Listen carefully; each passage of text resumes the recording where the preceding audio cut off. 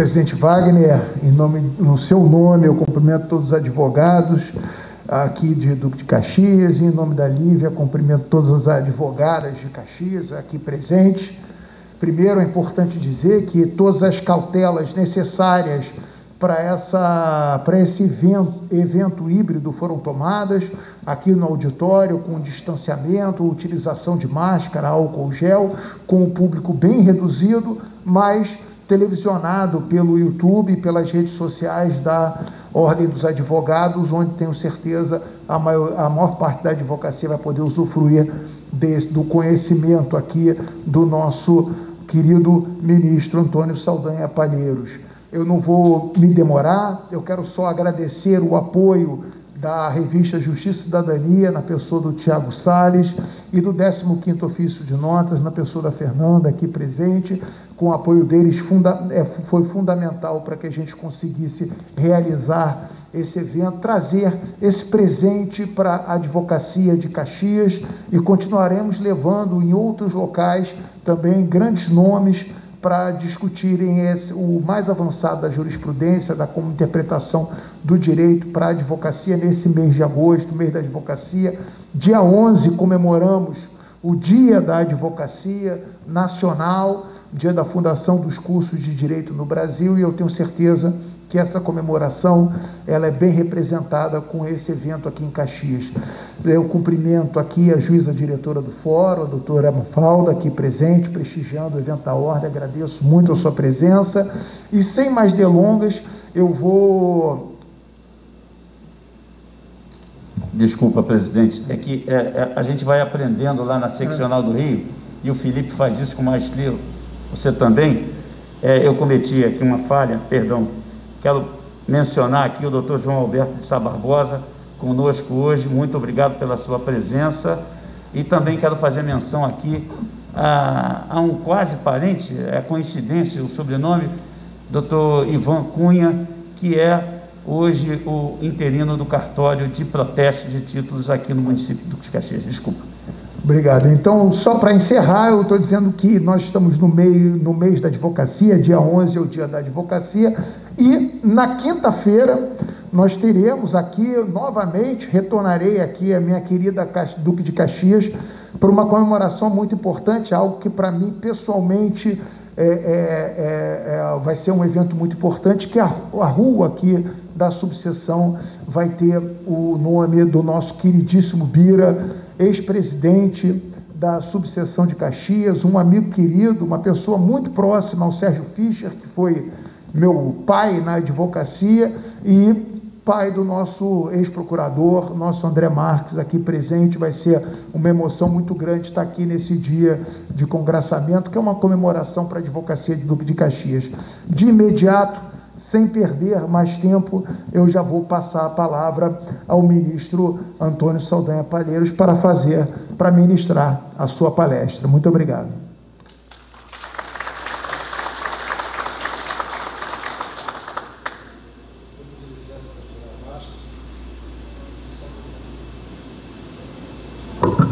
Pedi licença para tirar a máscara. Eu realmente acabei de fazer um teste Covid na sexta-feira à noite, foi negativado.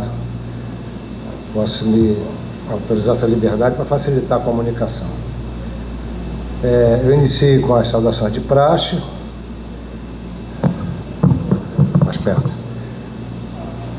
Fazendo minha saudação ao nosso presidente, nosso anfitrião, doutor Wagner, meu querido amigo Luciano Bandeira, que conheço de menino, quase um filho, doutora Mafalda, nossa juíza, diretora do fórum, juíza da comarca de Caxias desde sempre, que certamente daqui a poucas semanas será guindada ao cargo de desembargadora no Tribunal de Justiça. Então, pois é, saudar a doutora Fernanda, pelo carinho que tem tido aí com os eventos. Tá longe? Todos os demais presentes, se eu esqueci alguém, certamente o presidente Wagner cuidou de suprir essa involuntária omissão. Senhores, Como o Dr. Wagner referiu, eu venho para a Baixada Fluminense com muita familiaridade, com muita intimidade. Eu comecei minha carreira na magistratura, inicialmente em São Pedro da Aldeia, para o interior, e lá fiquei 4 anos e pouco, e depois fiquei quase 5 anos na comarca de Nilópolis. E, como todo juiz da Baixada, acumula, né? Eu acumulava São João de Meriti, com mais frequência, Nova Iguaçu e algumas vezes aqui em Caxias. E tenho muita intimidade com a Baixada Fluminense, muito carinho, gostei muito, e digo sem pestanejar que foi o melhor período da minha vida como magistrado, foi quando eu estive à frente da Vara Criminal de Nilópolis. Então eu realmente estou em casa e me sinto muito feliz. Manifestar também o meu carinho, o meu apreço com a Ordem dos Advogados do Brasil. É uma instituição, eu fui advogado durante 12 anos, antes de ir para a magistratura. Fui advogado da Shell, juntamente com Barbosa, que foi meu contemporâneo lá na Shell Brasil. E com o ministro Fux, o ministro Fux, que hoje é presidente do Supremo Tribunal Federal, era meu subordinado, imagina, na Shell. Ele estava entrando, e eu já estava há 1 ano na empresa, os dois muito novos. E foi uma construção muito rica, mas a Ordem dos Advogados do Brasil me é muito cara. Eu atuei não como conselheiro, mas na comissão de prerrogativas e algumas comissões que eu fiz parte na Ordem. Mas na minha candidatura ao cargo de ministro do Superior Tribunal de Justiça, a primeira entidade que manifestou o apoio, tão logo tornei público que estava concorrendo a uma vaga no STJ, foi a Ordem dos Advogados do Brasil. A presidência era o Felipe, né? Felipe Santa Cruz era o presidente da seccional, e por intermédio do Dr. Luciano, foi a primeira manifestação formal escrita para então o presidente Dilma, manifestando o apoio à minha candidatura, que foi de extrema valia, dada a força, a importância, a relevância da Ordem dos Advogados do Brasil e particularmente do Estado do Rio de Janeiro como um todo. O Estado do Rio de Janeiro é uma referência na federação e a Ordem dos Advogados é uma referência na advocacia em todo o mundo jurídico. Então eu tenho essa gratidão, esse carinho por essa instituição tão querida e tão atuante no cenário jurídico e político nacional. Muito bem.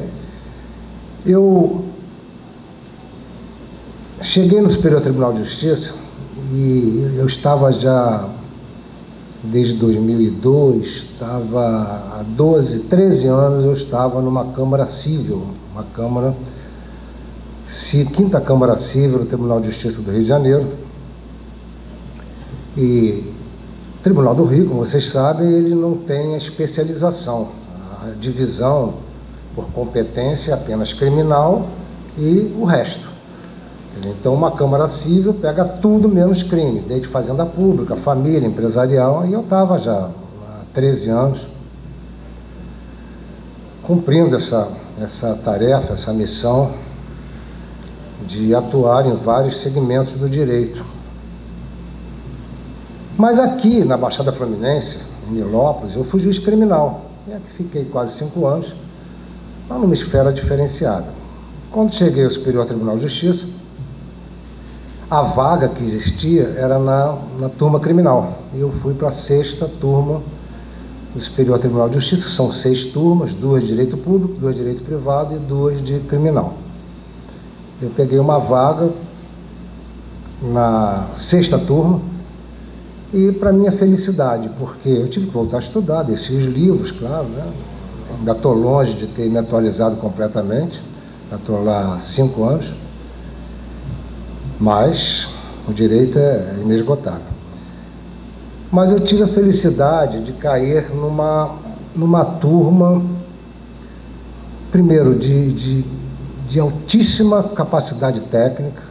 Meus companheiros de turma são Rogério Schietti Cruz, que é um doutrinador, Sebastião Reis, Nef Cordeiro, que acabou de se aposentar e vai para a advocacia, que também é um baluarte, e a Laurita, ministra Laurita Vaz, que foi presidente do Superior Tribunal de Justiça, foi procuradora da República durante muitos anos, todos eles muito capacitados, particularmente na esfera do direito penal. Eu era ali um noviço e cheguei com humildade, né? Eles me receberam muito bem, mas eu pude presenciar e, com a ajuda de Deus, participar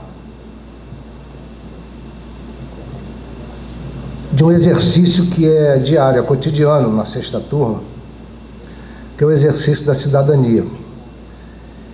E o exercício da tentativa de aperfeiçoamento das instituições.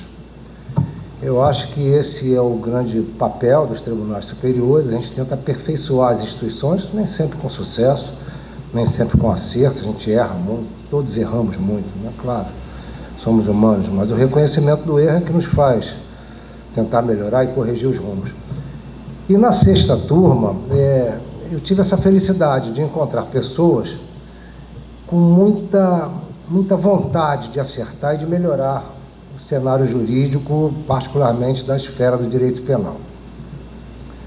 Encontramos muita resistência, muita incompreensão, que é natural, né? Tudo que vem para mudar traz incompreensão, resistência, inconformidade, inconformismo. E por isso foi a escolha dos temas que eu elegi para conversar com vocês, que são dois temas muito recentes e que nós acabamos de tratar lá. Quer dizer, na verdade, quando a gente está no Tribunal Superior, e para mim foi uma novidade muito intensa, né? A minha chegada lá foi uma chegada assim, meio que por acaso. Os colegas que estavam lá me convidaram, concorre. Confesso que de início eu tive uma certa resistência, eu estava bastante feliz no cargo aqui, estava com tudo arrumado, a vida bastante engraxada, aí mudar para Brasília, né? Procurar moradia, né? A família ficou no Rio, porque tem seus compromissos, né? E minha mulher chegou em Brasília, no terceiro dia ela me telefonou, e uma frase muito animadora, disse: se eu continuar aqui mais um dia, eu vou me jogar da janela. Eu não aguentava aquela mudança de cultura, né? Mudança de hábitos, o cotidiano lá é muito diferente. Mas eu encontrei na sexta turma um grupo de colegas que tem uma disposição para mudar. E a gente foi tentando, quer dizer, quando a gente está no Superior Tribunal de Justiça, a gente recebe processos do Brasil inteiro. Então, esse panorama que eu estou trazendo para vocês é um panorama que as pessoas que acompanham nossas palestras, nosso Tiago, do Justiça e Cidadania, o Luciano, sabem bem do que eu vou falar. A gente tem alguns estados da federação que são extremamente conservadores. São extremamente reacionários com qualquer tipo de evolução para o direito penal moderno. Quando a gente fala que o encarceramento é a última ratio do direito penal, é a última alternativa, é quando não tem mais jeito, é quando uma pessoa ameaça fisicamente as outras, ameaça fisicamente o patrimônio com violência. Esse sim tem que ficar segregado. Os outros tipos a gente tem que tentar encontrar maneiras alternativas. E esse é o caminhar histórico de todo mundo ocidental civilizado. É isso que a gente está tentando fazer. Mas as incompreensões são muito grandes, e a gente compreende, porque a criminalidade muito assodada, muito avançada, ela traz intimidação para a sociedade. Então, a primeira reação do cidadão é dizer: prende e arrebenta, segrega esses caras. E eu acho que cabe a nós, do mundo jurídico, trazer as luzes necessárias para que isso não aconteça, né? Para que a gente possa encontrar caminhos mais suasórios, caminhos alternativos mais abrandados, sem perder a finalidade, que é a finalidade da pena, né? De você punir, de você enquadrar, de você recuperar o patrimônio, de você reinserir na sociedade. Mas tem caminhos, né? Quer dizer, a gente vê o direito penal até bem pouco tempo, início do século XX, era um direito penal absolutamente castrador, de encarceramento por qualquer coisa, né? As pessoas ficavam em masmorras, né? O professor Hélio Tornag, na sua obra, ele nos dá uma lição que ele diz o seguinte: No futuro, nós vamos ser chamados de bárbaros, porque nós prendemos as pessoas, encarceramos atrás de grades. Mas nesse momento é a alternativa que a gente tem para proteger a sociedade. Isso o professor Tornado dizia nos anos 50, 1950. A sociedade evolui e a gente está tentando encontrar caminhos para exatamente melhorar toda essa situação, aperfeiçoar, né, as instituições. E daí a minha escolha desses dois temas. Tem um terceiro tema que eu quero falar também, que eu considero importante. Um é a entrada em domicílio e outro é o reconhecimento fotográfico. São dois temas muito recentes que o Superior Tribunal de Justiça incorporou algumas mudanças de orientação.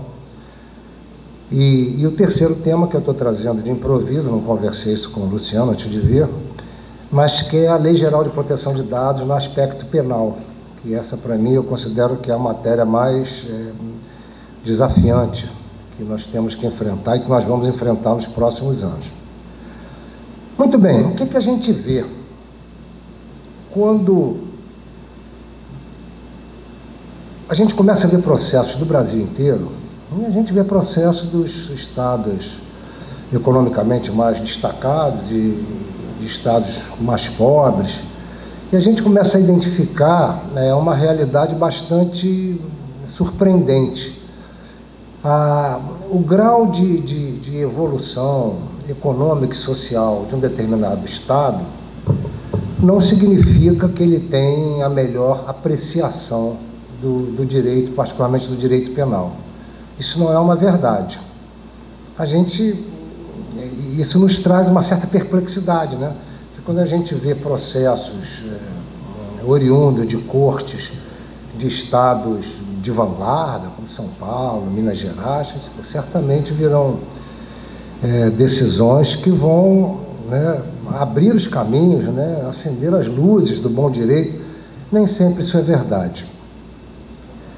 E a gente tem que enfrentar isso. Tem alguns estados da federação que tem uma postura de absoluta reação a qualquer coisa que diga respeito à infração penal. Nós hoje vivenciamos com decisões, são muito grandes, de alguns estados da federação, onde a gente não vê chegar no Superior Tribunal de Justiça ninguém processado por uso de entorpecente. Mas, pô, será que lá só tem traficante? Todo mundo é traficante. E a gente vê garotos, né, nossos filhos, né, com cigarro de maconha condenados a 6 anos de reclusão. Mas o que é isso? A gente vê menino que plantou um pezinho de maconha, né, no sítio da avó. Estamos com um caso agora, um pé de maconha do garoto, um negócio absolutamente artesanal, processado por tráfico, condenado a 5 anos e meio, 6 anos. Isso nos traz uma certa perplexidade.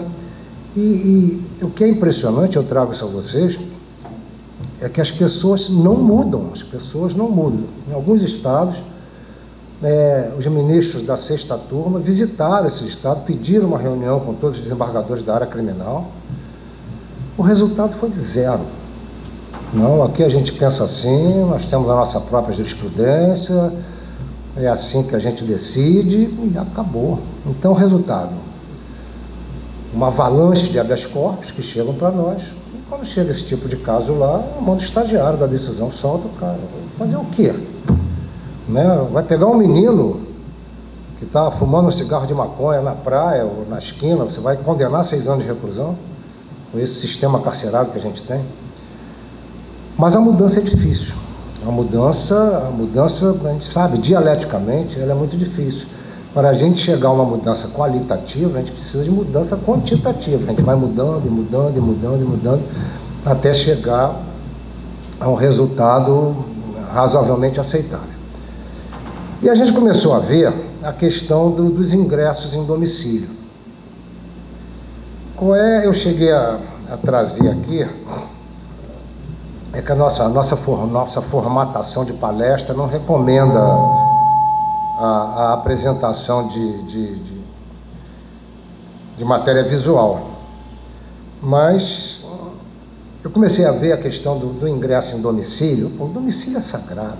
qualquer país civilizado, em qualquer sociedade minimamente avançada do mundo ocidental, o domicílio é a última barreira de conforto, de segurança de qualquer cidadão, né? Onde você chega, pô, estou em casa, aqui eu estou seguro.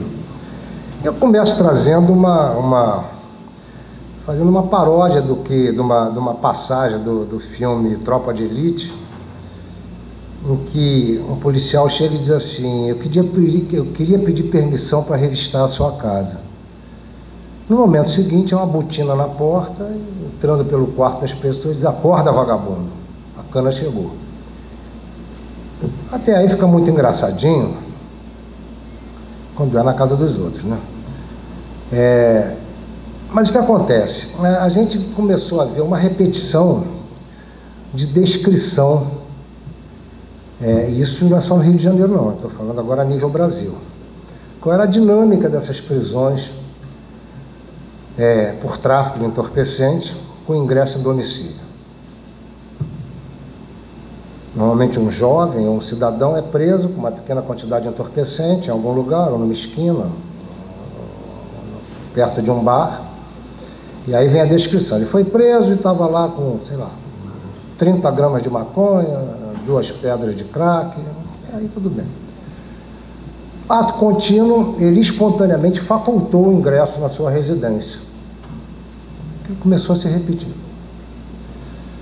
Quando ingressamos na residência, encontramos lá uma quantidade maior, 100 gramas de maconha, mais algumas pedras de crack. Isso começou a nos trazer certa perplexidade, né? Quer dizer, quem é o traficante que vai ser preso na rua e vai dizer: olha, minha casa está ali, se eu quero ir até lá, que lá tem uma quantidade maior? É evidente que não é essa dinâmica, não? Todos nós, não? Nós somos advogados, está falando com leigo, a gente sabe como é que essas coisas acontecem. Isso foi trazendo uma reiteração que nos incomodou. E a demonstração, quer dizer, o que a gente pede?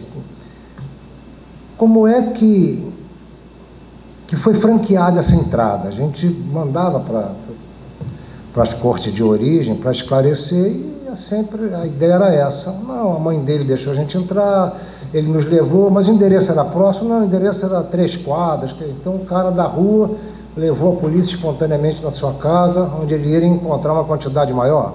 Sabe que não é assim que funciona. A coerção é severa, e isso começou a incomodar. Tem uma outra particularidade que começou a nos trazer um certo desconforto, é a diversidade de tratamento. A gente não via um ingresso na residência de alguém que estava com qualquer quantidade de entorpecente na rua, na zona sul do Rio de Janeiro,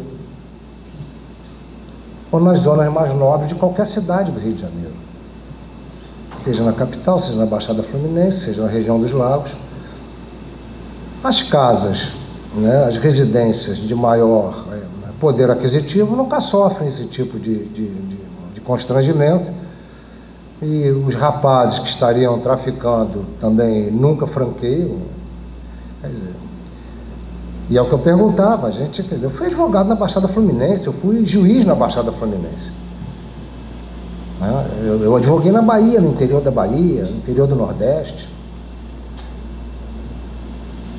Por que não tem uma invasão de domicílio na Vieira Soto? Por que não tem uma invasão de domicílio no Jardim Pernambuco, lá no Leblon? Não acontece. Então isso começou a nos trazer um desconforto, e então a gente começa a construir um raciocínio para inibir esse tipo de arbítrio. A reação é enorme, né? Esse setor mais conservador está protegendo o vagabundo, está protegendo o traficante. Não, a gente está protegendo a cidadania. Isso é um aperfeiçoamento das instituições, né? Isso aos poucos vai caminhando e vai tendo uma progressão no sentido de respeito à cidadania, respeito ao domicílio.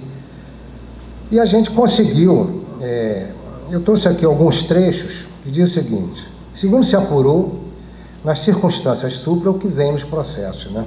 Policiais civis receberam informação de que um indivíduo de cor parda, aproximadamente 1,80 m, tatuagem no braço, estaria no local vendendo substância entorpecente. A denúncia era anônima, mas ele já era conhecido. Sim, assim. Com essas informações, dirigiram-se ao local dos fatos, perceberam ali uma movimentação e, diante disso, os policiais fizeram a abordagem. Apreenderam em sua posse 4 porções de maconha. Ele franqueou espontaneamente o endereço e o ingresso na sua residência, onde foi encontrado 19 porções da mesma droga. Isso aqui gerou uma condenação de 6 anos de reclusão. No outro diz o seguinte: conforme apurado, sempre isso, né? No dia e horário, os policiais estavam realizando uma operação no referido bairro, denúncias anônimas relatando que aquela área estaria sendo objeto de tráfico de drogas. Após as formalidades de efetuar o busca pelo local, encontraram na posse de um indivíduo um pequeno tablete de maconha e 5 pedras de crack. Após o ingresso no domicílio, que foi espontaneamente franqueado, encontraram uma barra de maconha prensada e mais 15 pedras de crack. E assim vai. O Superior Tribunal de Justiça, já também se sensibilizando com a história, né? E o que a gente vê é o seguinte: veja bem, se um cidadão está guardando, essas quantidades não são quantidades que indicam um tráfico com profundo potencial lesivo, né? E quando você invade o domicílio de alguém, ainda mais em famílias de baixa renda, tem lá umas 7, 8, 9 pessoas que vão sofrer esse assédio, essa violência, essa agressão física e moral por conta de uma pessoa, normalmente. O Supremo Tribunal Federal fala o seguinte: justa causa. A entrada forçada em domicílio sem justificativa prévia na forma do direito é arbitrária. Não será a constatação de situação de flagrância posterior ao ingresso que justificará a medida antecipada. Os agentes estatais devem demonstrar que havia elementos mínimos a caracterizar fundadas razões. Ou seja, o ingresso no domicílio, em princípio, a regra é a ordem judicial. Você não deve entrar na casa dos outros sem ordem judicial, a não ser que exista uma situação de flagrância, é o que a lei fala. Mas a situação de flagrância que a lei recomenda, quando aquela situação de flagrância está colocando em risco a vida de alguém. Uma mulher sofrendo uma violência doméstica, uma pessoa que vai sofrer um homicídio, né, uma criança que está sendo espancada, aí é a situação de flagrância que justifica a invasão imediata, independente de ordem judicial.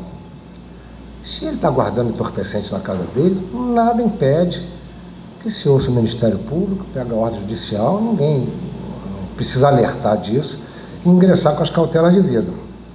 E aí diz: fixada a interpretação de que a entrada forçada em domicílio sem mandado judicial só é lícita, mesmo em período noturno, quando amparada em fundadas razões, devidamente justificadas a posteriori, que indique que dentro da casa ocorre situação de flagrante delito, sob pena de responsabilidade disciplinar civil e penal, do agente da autoridade ou de nulidade dos atos praticados, o ingresso é indevido, é nulo e é ilícito. Ministro Gilmar Mendes, Acordo Eletrônico, Repercussão Geral, Mérito. Esse aqui já foi publicado em 2017. No STJ, na sistemática dos recursos repetitivos, ficou estabelecido o seguinte: a complexa e sofrida realidade social brasileira sujeita as forças policiais a situações de risco e a necessidade de tomada urgente de decisões no desempenho das suas relevantes funções. O que há de ser considerado quando, no conforto de seus gabinetes, nós realizamos os juízes o controle posterior das ações policiais. Mas não se há de desconsiderar, por outra ótica, que ocasionalmente a ação policial submete pessoas a situações abusivas e arbitrárias, especialmente as que habitam comunidades socialmente vulneráveis e de baixa renda. Veja bem, senhores, porque o que se construiu é o seguinte: ele ingressou sem ordem judicial, mas lá existia uma situação de flagrante em crime permanente. O crime permanente é a situação de flagrante.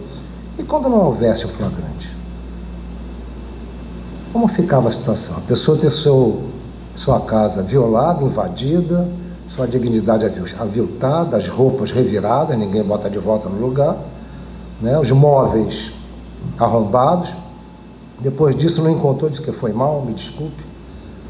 É isso que acontecia. Ainda acontece.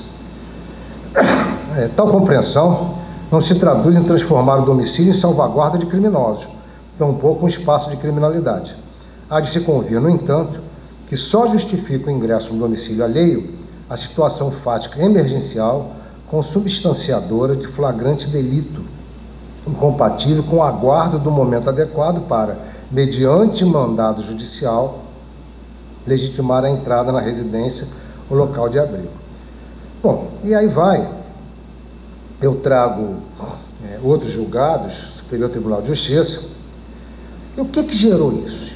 Veja bem como é que isso é que nos traz um pouquinho de alento, um pouquinho de alegria. O que ocasionou esse tipo de jurisprudência? Nós começamos a forçar, e a forçar, e a forçar, muita resistência, muitos ataques na imprensa, né? A gente sempre recebe aquela informação, a polícia prende e a justiça solta. Solta quando a prisão é indevida.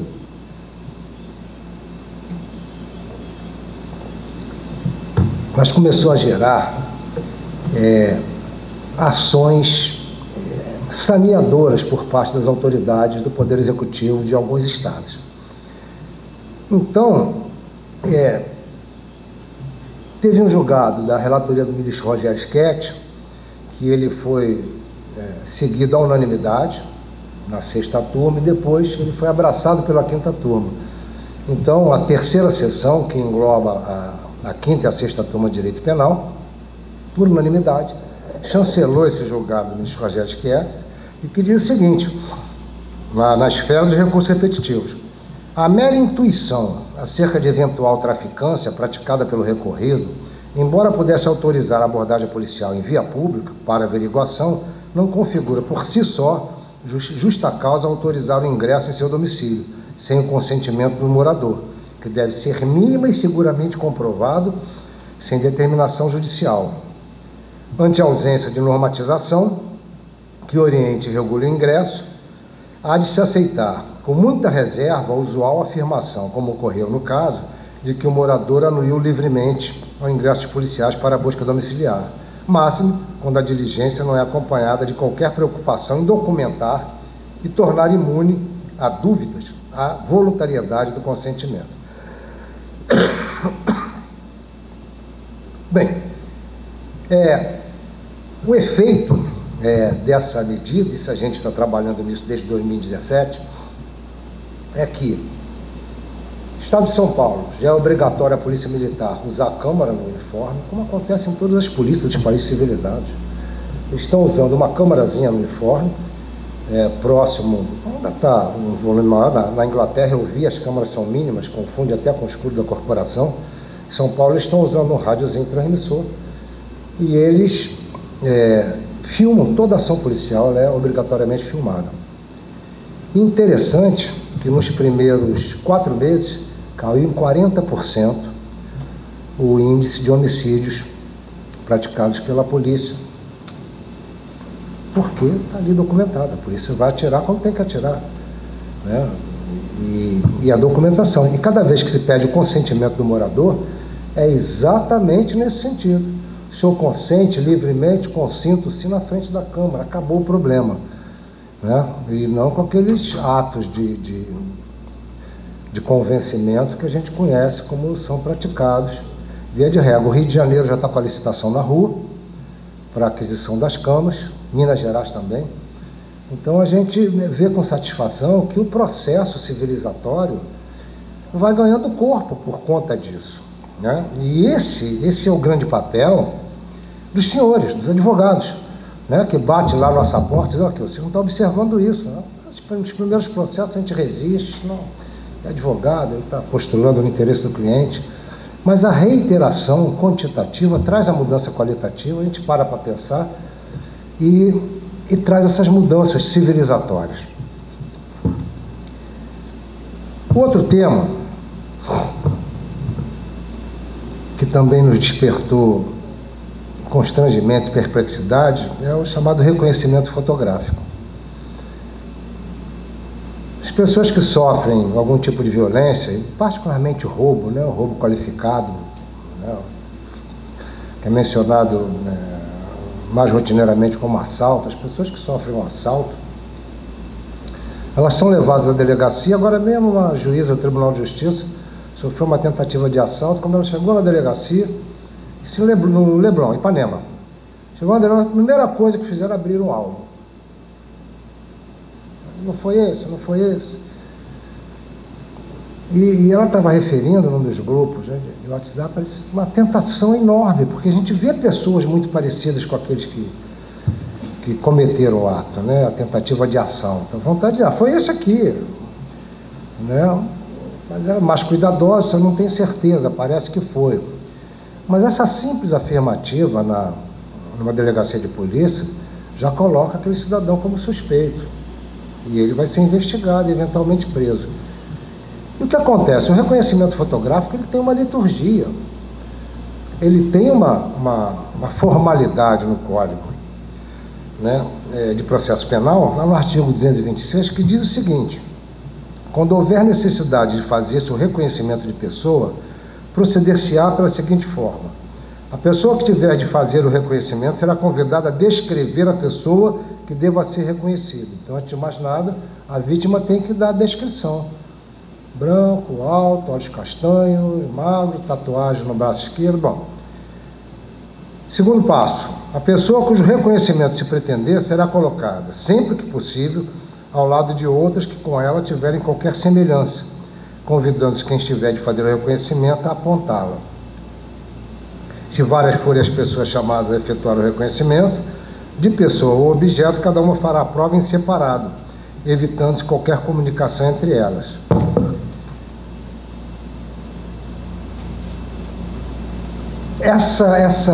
A construção dessa prova na esfera inquisitorial, na esfera do inquérito, ela precisa de ratificação no contraditório. Por quê? O que nos chamou a atenção?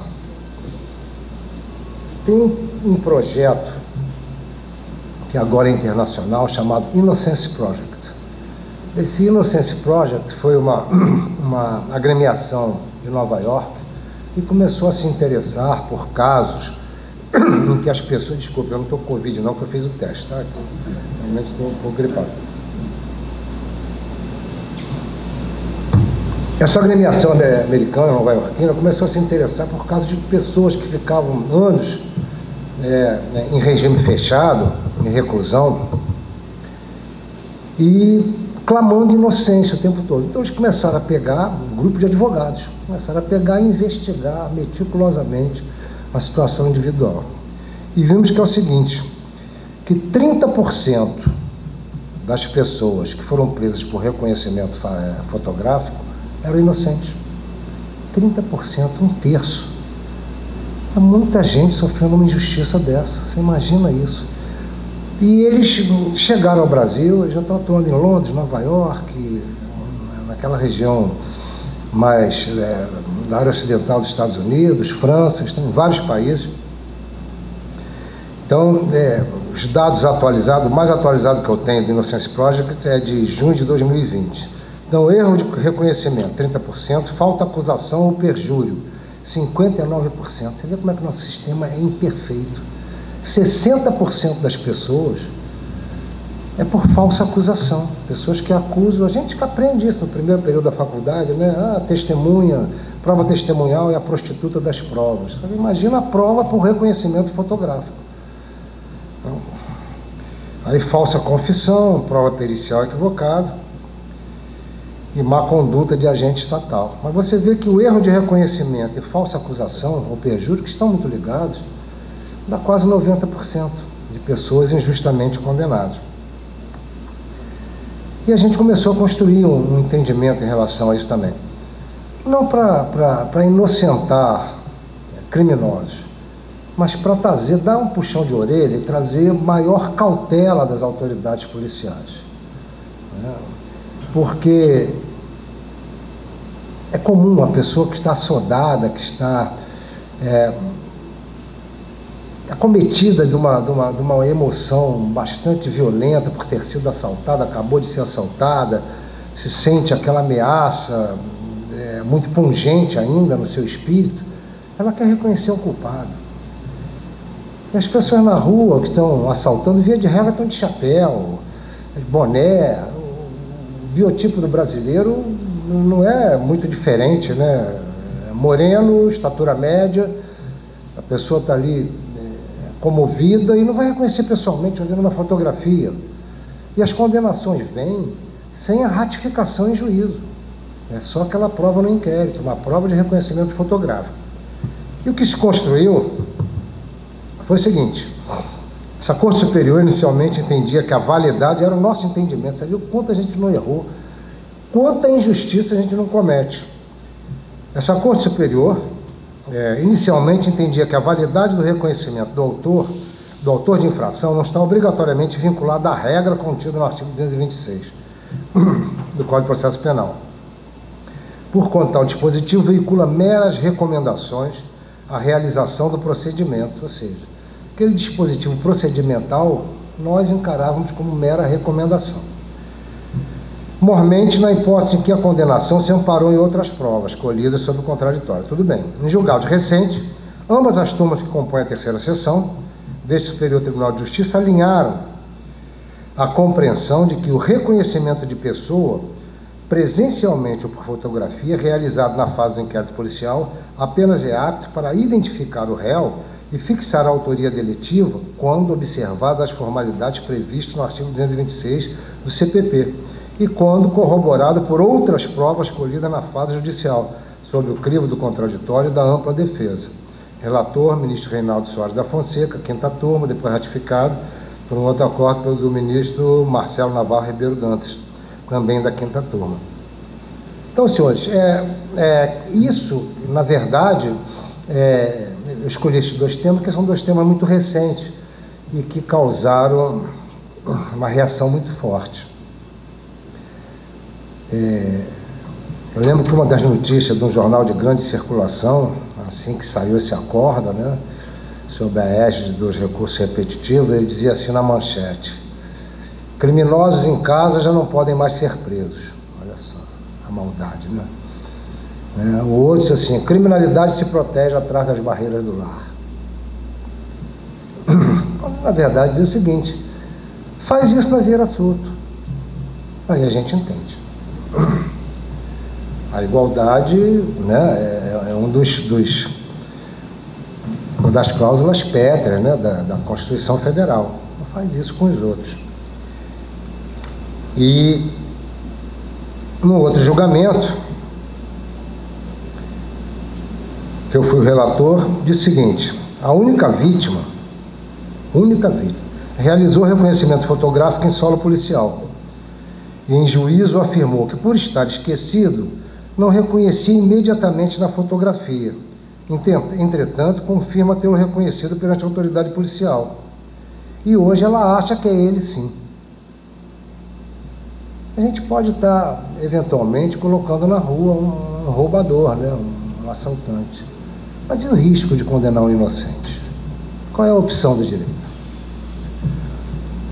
E, ausente, portanto, qualquer outro elemento probatório, somente o reconhecimento fotográfico realizado em solo policial, insuficientemente corroborado em juízo, de rigor a absolvição do agravado por insuficiência de provas, que o juiz de primeiro grau já tinha absolvido, mas um tribunal de um estado extremamente conservador reformou e condenou a 8 anos de reclusão.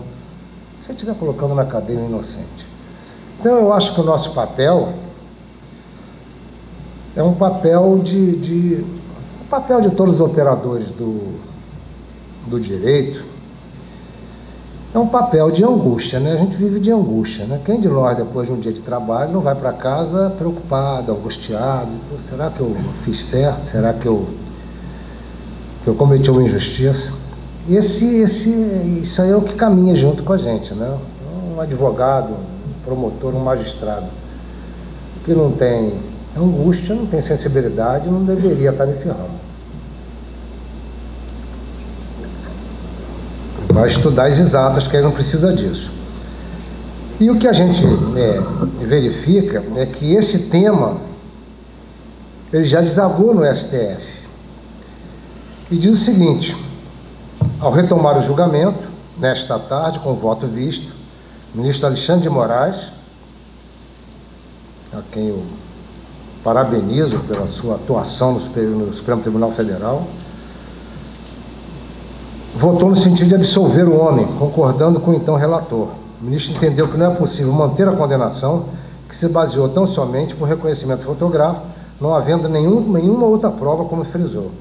Ao salientar que o reconhecimento fotográfico foi absolutamente capenga, entre aspas, Alexandre de Moraes frisou que tal instrumento, por si só, já traz inúmeras dificuldades.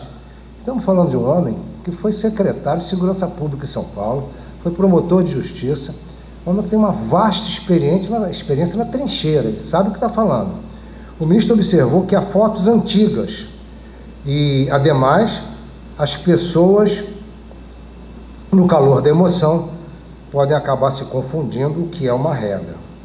Todos os outros ministros votaram por restabelecer a sentença que absolveu o acusado, com exceção do ministro Dias Toffoli, que o mantinha. Muito bem, senhores. Então, o que a gente vê? Esses dois temas são temas que nos são muito caros pela atualidade com que estão sendo tratados. Um outro tema que não estava previsto, mas que eu quero trazer, fazer uma abordagem muito breve, só para chamar a atenção dos senhores, e particularmente do pessoal do extrajudicial, é o tema da LGPD, que é a Lei Geral de Proteção de Dados. Isso é uma legislação absolutamente moderna. Ela foi editada em 2018, está fazendo 2 anos agora, teve uma vacácio, um período de 1 ano. Então, ela entrou em vigor em 2019 e está fazendo 2 anos. É uma lei ultramoderna, em que ela faz uma ressalva, na LGPD, ela faz uma ressalva no artigo 4º, que o aspecto penal da Lei Geral de Proteção de Dados vai ser tratada numa legislação separada, não é tratada nessa LGPD.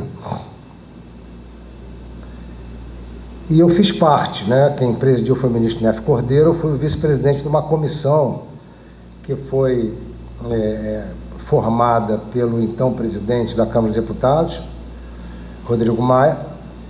Ele formou uma comissão, pediu para formarmos uma comissão de juristas para tentar fazer uma proposta da chamada LGPD penal, Lei Geral de Proteção de Dados, no aspecto penal. Para isso a gente teve que mergulhar, e ele, a meu sentir, ele passou um pouco do ponto, porque ele formou uma comissão com 30 pessoas. Comissão com 30 pessoas, difícil, Como é que você vai conjugar?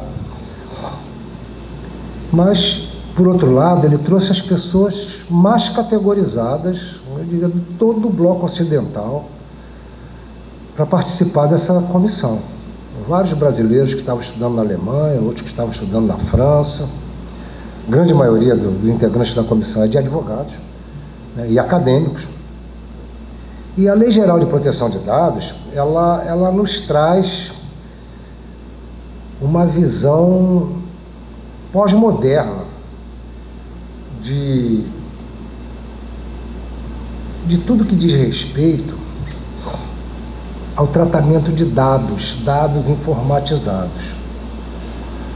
Então, a lei, ela trata alguns conceitos, deixa eu buscar aqui, ela traz alguns conceitos que são conceitos muito modernos, Então, e que a gente vai ter que lidar com isso, Por exemplo, o titular dos dados que são acessados, ele tem que consentir na sua utilização. O consentimento tem que ser expresso. Como é que a gente vai viabilizar isso? Eu estou trazendo perguntas, indagações. Como é que a gente vai viabilizar? Se hoje entra no edifício comercial do centro da cidade, ela pede seu CPF, tira sua fotografia, pede o nome da mãe, acabou. Seus dados estão ali disponibilizados para quem for. Aí você vai dizer assim, não, mas eu não consinto. Tá bem, você não vai ao dentista, você não vai consultar o advogado que tem o escritório naquele prédio comercial. Então, esses conceitos da Lei Geral de Proteção de Dados, eles têm que ser muito debatidos. E aí, presidente Wagner, presidente Luciano, a OAB tem um papel fundamental nisso. Isso tem que ser debatido à exaustão. Amanhã nós vamos ter um debate sobre isso com uma comissão de advogados, acho que o nome é César, não é isso? Que está sendo capitaneada lá pelo Dr. Pedro Ivo, que fez parte da nossa comissão, para a gente tentar entender melhor como é que vai acontecer. Porque os nossos dados, eles são vulnerabilizados a todo tempo. A gente hoje não consegue mais fazer nada com a preservação daquilo que a gente considera que são os nossos dados pessoais e que são inacessíveis, a não ser que haja um consentimento expresso. Então, alguns conceitos que eu queria trazer para a nossa reflexão. Operação de tratamento de dados, conceito da LGPD. A LGPD penal que a gente elaborou, a gente tentou trazer a legislação da Alemanha, que é a mais moderna, a legislação francesa e a legislação da União Europeia. É o que existe mais moderno em termos de matéria penal, de lei geral de proteção de dados. É claro que o Congresso, com a competência que lhe é peculiar, ele vai mexer naquilo tudo que a gente propôs. Não? Se manda um projeto, ele vem todo transformado, e é o papel deles, tudo bem. Porque pela legislação, pela proposta da legislação penal de proteção de dados, até a transferência de dados de um determinado segmento de segurança pública para outro necessitaria autorização. Alguns conceitos, só para a gente refletir. Operação de tratamento de dados. Qualquer procedimento que envolva a utilização de dados pessoais, tais como coleta, classificação, utilização, processamento, armazenamento, compartilhamento, transferência e eliminação. Isso tudo é tratamento de dados. Está na LGPD, que já está aí em vigor, tá? Tem 2 anos. Dados pessoais. Qualquer tipo de informação que possa identificar o usuário e, com relação às pessoas jurídicas, a proteção de dados ficará sujeita à livre pactuação entre as partes. Os chamados dados sensíveis. Isso, para um cartório de notas, é uma temeridade, né? Você transfere os dados, Dados pessoais sensíveis, aqueles que revelam informações com risco significativo para a privacidade ou que podem dar base para eventual discriminação, origem racial, étnica, convicção religiosa, opinião política, filiação a sindicato ou organização de caráter religioso, filosófico ou político. Processamento desse tipo de dado é proibido, salvo algumas exceções, com consentimento expresso. O cumprimento de obrigação judicialmente autorizada. Dado anonimizado, procedimento pelo qual os dados pessoais são tornados anônimos e sujeitos a medidas técnicas e organizativas que assegurem que eles não possam ser atribuídos ao indivíduo identificado ou identificável. Banco de dados, qualquer grupo de informações de pessoa natural armazenadas em meio físico ou eletrônico. Titular dos dados, pessoa natural, a quem se refere os dados pessoais que são objeto de tratamento. Controlador, responsável pela coleta de dados pessoais e por tomar todas as decisões em relação à forma e finalidade. Operador, quem efetivamente realiza o tratamento e o processamento dos dados. Olha quantos elementos. Encarregado, pessoa indicada pelo controlador para atuar como canal de comunicação entre o controlador e os titulares dos dados. Autoridade Nacional de Proteção de Dados Pessoais, a ANPD. Essa é a mais importante. É uma autoridade central responsável por zelar, implementar e fiscalizar o cumprimento da Lei Geral de Proteção de Dados. Os dispositivos que originalmente faziam referência à autoridade nacional foram vetados pelo presidente da República em razão do vício de iniciativa.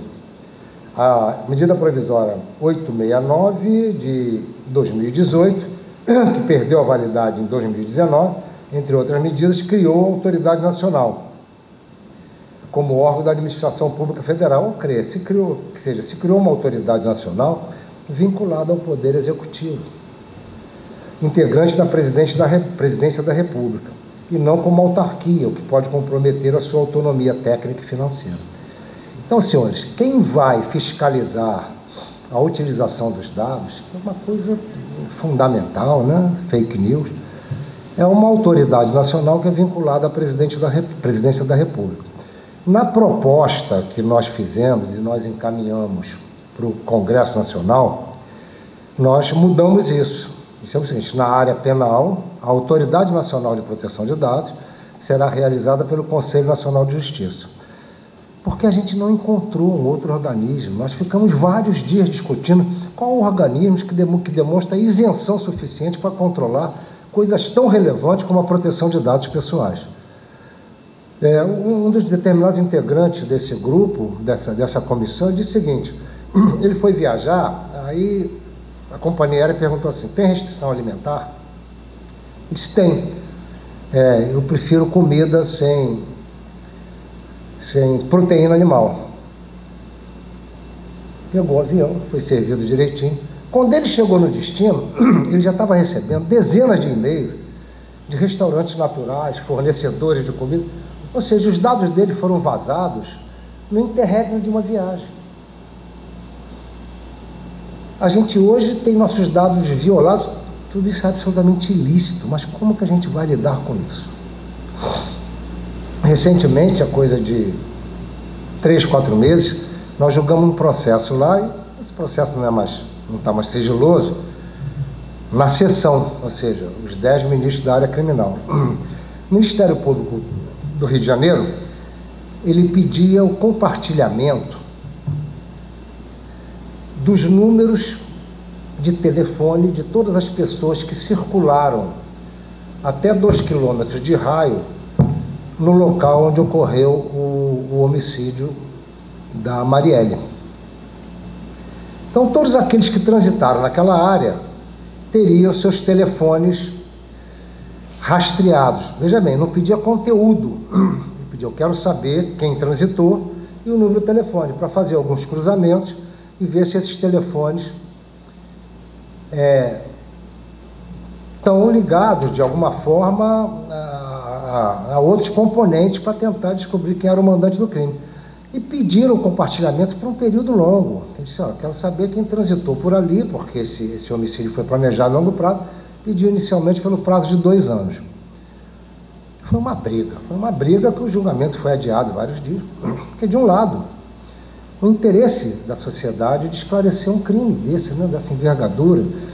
E eu lembro que o representante do Ministério Público do Rio de Janeiro, numa sustentação muito pungente, ele dizia o seguinte: eu não quero saber conteúdo, eu não quero saber troca de mensagem, eu quero saber quem transitou ali, sabe, naquela área, porque eles tiveram para planejar esse crime, eles tiveram que identificar o local, tiveram que trocar mensagens. E a discussão foi muito intensa, porque um bloco que não queria, né, conceder, dizia o seguinte: mas olha só, você está violando a intimidade das pessoas. Se alguém estivesse transitando por ali de uma forma sigilosa, né, em alguma situação que possa lhe trazer algum risco para a família, não importa qual é a situação. É direito à privacidade. Isso está lá na LGPD. O cidadão tem direito à privacidade. Eu tenho direito de transitar sem que meus dados sejam mandados para o Ministério Público. Olha só o grau de controvérsia e o grau de perplexidade, como eu falei no início, de angústia que a gente tem que passar em relação a uma decisão dessa magnitude, dessa envergadura, né, dessa abrangência. Houve muita discussão, porque quando o Ministério Público pediu, o Google não quis fornecer. Aí foi subindo, chegou no STJ. E a decisão foi de que deveria ser fornecido, mas com alguns bloqueios, com algumas limitações, né? Deveria ser fornecido na área efetivamente que eles estavam pedindo, mas sem qualquer outra identificação que não seja o número do telefone e o titular da conta. Estaria ali transitando, e que o Ministério Público estava vedado de entrar nos dados pessoais, no conteúdo das conversas, pelo menos no primeiro momento, e de fazer a transferência desses dados para quem quer que fosse. Então, o Ministério Público, para utilizar esses dados, para mandar a Polícia Federal investigar, ele tem que ir para a Autoridade Nacional e dizer assim: estou mandando para a Polícia Federal. Porque isso é resguardo da cidadania. Isso é resguardo da individualidade, né? A privacidade que está na Constituição. Mas, ao mesmo tempo, a gente tem um crime de repercussão internacional, né, que os tribunais penais internacionais, as cortes de direitos humanos estão pelejando para descobrir, e a gente tem a obrigação de tentar dar uma resposta a esse homicídio tão terrível que mata uma vereadora. Então, a decisão foi essa, mas ainda na sessão de amanhã está sendo rediscutido num processo individual, em que a pessoa quer ter o direito de não ter o seu telefone, uma pessoa individualmente, entrou com o processo assim, olha, entrou com habeas corpus. Eu quero ter o direito de não ter os meus dados revelados, eu quero ter o direito de eu, especificamente, não ter o meu telefone sujeito a esse tipo de crivo. Não sei o que vai dar o resultado, a gente vai debater isso amanhã, mas é uma tendência, né, da gente se preocupar com isso. E outra coisa que nos traz uma aflição, você imagina todos esses dados que estão disponibilizados na mão de um político inescrupuloso e controlado por uma autoridade nacional vinculada a um órgão central do Poder Executivo. É uma barbárie, acabou a nossa segurança, acabou a nossa vida e a manipulação desses dados. Eu lembro que na discussão, as autoridades de segurança pública, nós ouvimos lá alguns delegados, ouvimos muita gente nessa comissão. Foi uma comissão verdadeiramente democrática, porque nós ouvimos delegados de polícia, ouvimos promotores, ouvimos defensores de direitos humanos, organizações de proteção racial, diversidade. Bom, alguns delegados disseram assim, se eu não puder compartilhar meus dados em tempo real, eu vou estar impedindo a polícia de trabalhar, porque se eu sei, né, que se eu recebo uma informação que alguém está transitando com uma carga de entorpecentes, eu quero ter o direito de dizer, o caminhão da placa tal, com fulano de tal dirigindo, vai passar para a Polícia Rodoviária Federal. E a rigor, pela letra da lei, da LGPD, que está chancelada da LGPD penal, ele teria que ter uma autorização da autoridade central. Eu disse, você está brincando comigo? Disse, como é que a gente vai pedir autorização à autoridade central para poder dar uma informação de fronteira, ou de um sequestro? Então, quer dizer, eu estou trazendo a vocês, a gente não tem solução para isso. Estou trazendo perplexidade, eu estou trazendo as nossas dúvidas, e que vai caber, efetivamente, à comunidade jurídica encontrar um meio termo.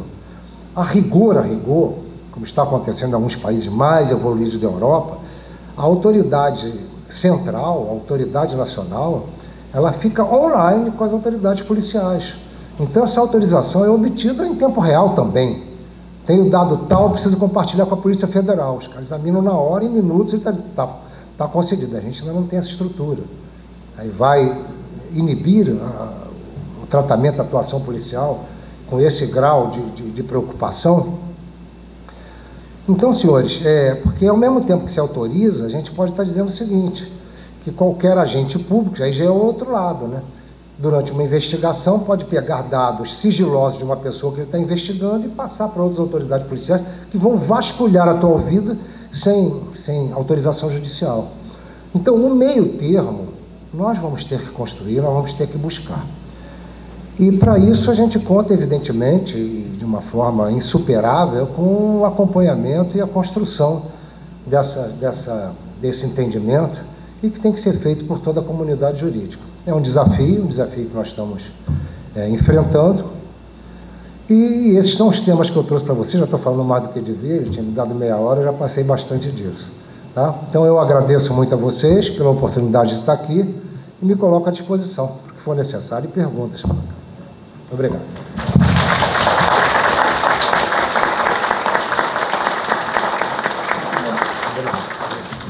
Muito obrigado, ministro. Tenho certeza que todos gostaram aqui, muito elucidativo, importantes temas presentes, que trazem aqui a ponderação de todos, importante para a advocacia, para os criminalistas que atuam no dia a dia, temas importantíssimos, reconhecimento, acesso a domicílio, essas ponderações sobre a Lei Geral de Proteção de Dados no seu aspecto penal, eu tenho certeza que são campos importantes para a advocacia militante do dia a dia.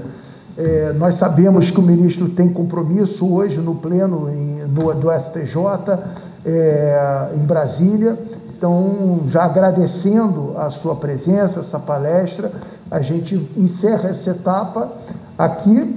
Vamos aqui entregar aqui uma placa. Eu vou pedir para o presidente Wagner Santana entregar a placa de homenagem aqui, de agradecimento ao ministro pela presença e que a gente possa encerrar esse evento e depois nós temos aqui a nossa medalha Sobral Pinto, que vamos agraciar a 2 brilhantes advogados, que representantes aqui de Duque de Caxias.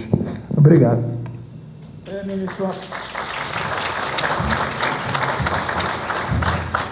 Ministro Antônio Saldanha Palheiro, novamente aqui agradecendo enormemente a gentileza da sua presença. É simples, mas é assim, com um abraço de toda a nossa advocacia. Para mim, muito valioso. Muito obrigado.